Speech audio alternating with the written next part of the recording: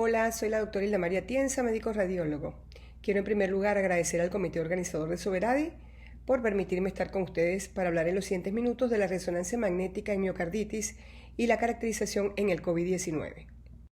Tenemos entonces que la miocarditis es una inflamación del músculo cardíaco donde vamos a tener una infiltración plasmocitaria entre los miocitos con adelgazamiento de los mismos que pueden tener diferentes etiologías, desde etiologías virales, bacterianas, tóxicas. La prevalencia no está clara y el diagnóstico definitivo va a ser la biopsia endomiocárdica. Sin embargo, la sensibilidad no es del 100%, por lo tanto la resonancia magnética va a jugar un papel preponderante que veremos en los siguientes minutos. Tenemos que cuál es la hipótesis de la lesión cardíaca. Va a ir desde un daño directo mediado por la enzima convertidora de angiotensina con una lesión inducida por hipoxia, daño microvascular, síndrome de respuesta inflamatoria que desata toda una tormenta de citoquinas y por diferentes vías va a llegar a una lesión cardíaca aguda. Tenemos que la lesión miocárdica puede ocurrir en cualquier fase de la enfermedad, desde la fase viral, pulmonar, inflamatoria y de recuperación e incluso tardía. Es un hecho que entonces la afectación respiratoria aguda del COVID-19 tiene fuerte relación con el daño cardiovascular y que el paciente con COVID-19 puede cursar con alteraciones cardíacas que pueden ir desde las arritmias, que son la principal causa de muerte súbita, la insuficiencia cardíaca e incluso lesión miocárdica severa por alteración también por el COVID de las arterias coronarias. Tenemos que la clínica va a ser desde dolor precordial, disnea y taquicardia con un infradesnivel ST, puede haber troponinas elevadas y tenemos que tener la sospecha de una etiología viral previa y que no haya antecedentes de enfermedad cardíaca conocida. Si existe el diagnóstico de COVID-19, tiene en la mayoría de los trabajos que veremos indicación de realizar resonancia magnética porque se ha demostrado su gran sensibilidad para este diagnóstico. Las guías europeas colocan a la resonancia magnética cardíaca en clase 1C como indicación para el estudio de la miocarditis.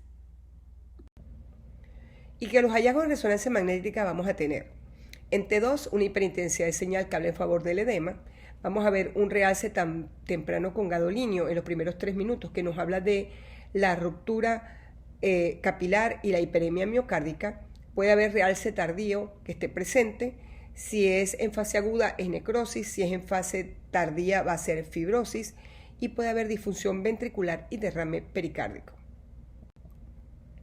Tenemos en esta imagen de T2 que podemos ver aquí una secuencia, lo que llamamos sangre negra, con un aumento de la intensidad de señal en la pared anterolateral. En la secuencia de realce tardío precoz, pues vemos la hiperintensidad de señal subepicárdica en toda la pared anterolateral y en el realce tardío de 10 minutos también se demuestra la necrosis en este paciente que estaba en fase aguda. En el año 2009 se crearon los criterios de Ley-Lewis, que en el 2018 se hicieron una actualización donde tenemos que hay criterios de acuerdo a la resonancia magnética. Y en los criterios de Ley-Lewis, por lo menos tenemos que tener 2 de estos 4 criterios, que cuáles serían: una resonancia compatible con miocarditis, que tenga por lo menos 2 de los criterios, como les dije antes: edema en T2, realce precoz con gadolinio, realce global si comparamos con el miocardio en la secuencia del músculo en T1 y que no haya patrón de realce tardío de tipo isquémico. Ya más adelante veremos cuál es la diferencia. Estos criterios aumentan la exactitud y especificidad para el diagnóstico de la miocarditis. Aquí vemos un ejemplo de los criterios principales. Esto fue lo que en el año 2018 se actualizó. Se creó criterios principales y criterios de apoyo.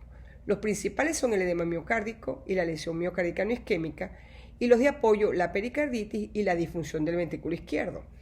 Entonces aquí vienen a incorporarse unas nuevas secuencias que son los mapeos tanto en T1 como en T2, que los nuevos resonadores o los resonadores a los cuales se les hace una actualización de su software, vamos a poder tenerlo. Y estas secuencias de mapeo T1 y T2 nos ayudan en forma numérica a ver un alargamiento de los tiempos de relajación del músculo, pudiendo tener mayor sensibilidad para demostrar el edema del miocardio. ¿Cuál es la exactitud? Bueno, la exactitud depende si vamos a ver edema, más o menos está entre 50 y 79%, si queremos ver realce precoz tardío, y es muy sensible para la disfunción ventricular y para el derrame pericárdico. Recuerden que la resonancia magnética es el gold estándar para función ventricular. Tiene algunas limitaciones porque el T2 es muy sensible a las arritmias. El realce global en las miocarditis agudas puede ser difícil. El realce tardío es sensible pero no es específico. Y en miocarditis aguda la necrosis se acompaña de edema.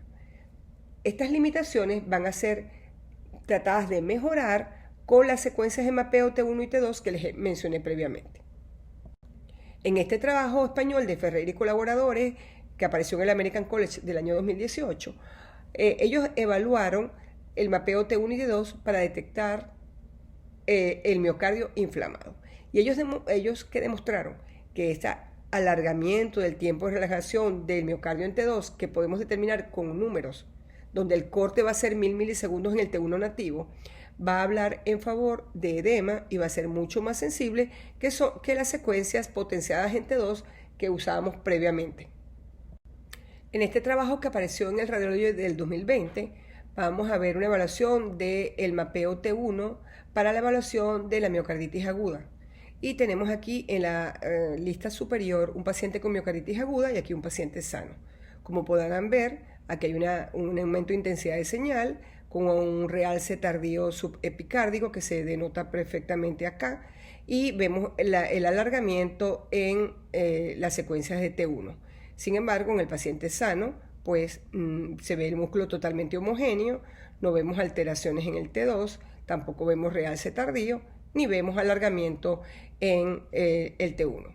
Este trabajo se hizo con 45 pacientes a los cuales al 64% se le hizo biopsia endomiocárdica, demostrando la alta sensibilidad y especificidad de estos mapas. Tenemos también que se han utilizado para caracterizar la miocarditis en los pacientes con COVID-19, utilizando también estos mapas. Tenemos aquí un paciente de 25 años y aquí un paciente de 13 años. Y fíjense que en ambos pacientes, miren el alargamiento, si ven en el mapa, fíjense 1100 en las áreas patológicas y 1300. Y ellos lo compararon incluso con las regiones sanas del mismo paciente.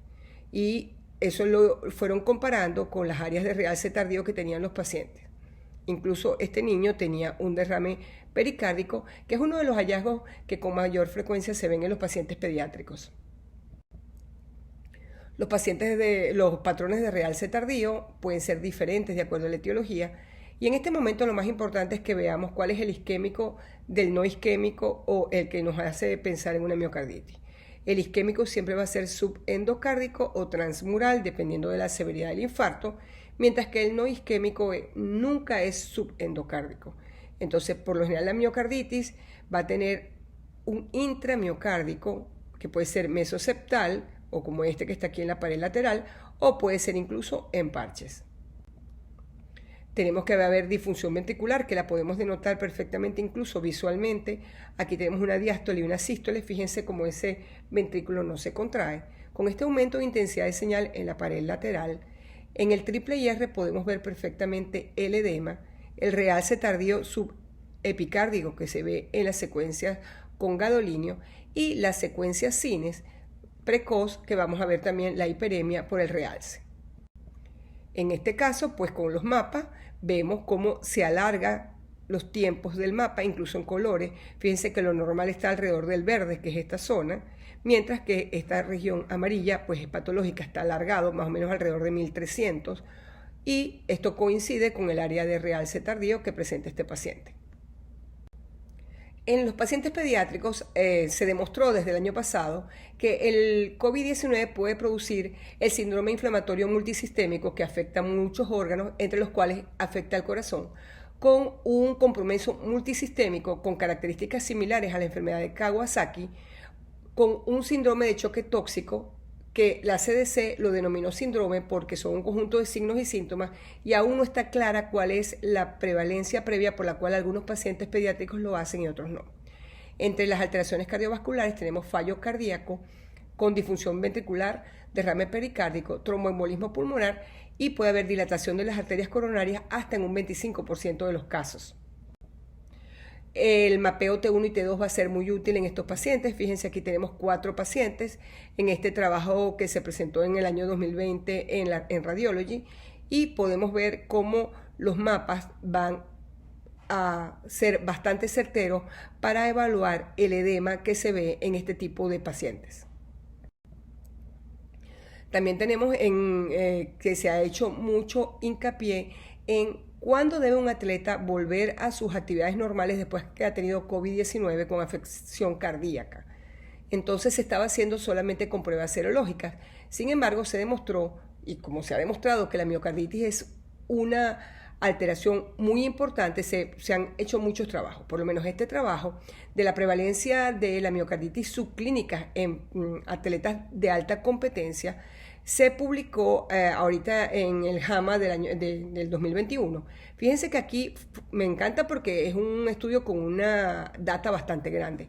1.597 atletas de 13 universidades. Y 9 presentaron miocarditis clínica y 28 miocarditis subclínica, que es lo más importante. ¿Y qué demostraron ellos? Que en todos los atletas la resonancia mostró un incremento de 7,4% en la detección de miocarditis, sobre todo en los subclínicos. Quiere decir que muchos de estos pacientes han podido ser indicados que volvieran a sus actividades cuando todavía tenían daño miocárdico. Por eso, cada vez más se piensa que en los pacientes que tienen afección cardíaca debe realizarse una resonancia magnética. Incluso en estos pacientes de alta competencia se le está haciendo un estudio de diagnóstico y un estudio previo a permitirles que vuelvan a sus actividades. Ahora veamos unos cuantos casos. Este es un paciente de 33 años con difusión del ventrículo izquierdo en presencia de un VIH. Tenemos entonces que no hay disfunción ventricular. El músculo cardíaco, fíjense que es de grosor normal, con una contractibilidad normal. Acá en la perfusión vamos a poder observar que hay un paso del contraste desde el ventrículo derecho hasta el ventrículo izquierdo, impregnando absolutamente todo el miocardio sin ningún tipo de problema de perfusión en los pacientes con miocarditis. Aquí tenemos que este paciente en el realce tardío, déjenme sacar el pointer, fíjense que tiene este realce tardío intramiocárdico, fíjense que no es ni subendocárdico ni subepicárdico, está en todo el centro, fíjense, en toda la región septal, como se ve perfectamente en este caso. Y en la secuencia de 4 cámaras y de 3 cámaras también vemos claramente este realce en este paciente. En este siguiente caso vamos a tener un paciente que tenía un dolor típico, se le realizó un cateterismo y el cateterismo se fue en blanco, no había nada. En esta secuencia cine de 4 cámaras vamos a ver el músculo, fíjense aquí el músculo cardíaco, fíjense cómo hay una disfunción ventricular, si comparamos, fíjense cómo no se cierra prácticamente la cámara cardíaca en este paciente.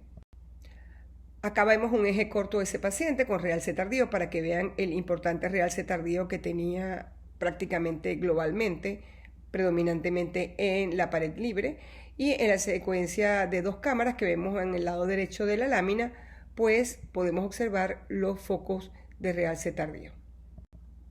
Vamos a ver este caso de 48 años con dolor torácico típico agudo, troponina elevada, ecocardiograma con una fracción de eyección prácticamente normal y la angiotac fue normal. Fíjense cómo había este realce tardío en esta región inferolateral del ventrículo izquierdo y miren qué realce tardío tan típico de una miocarditis.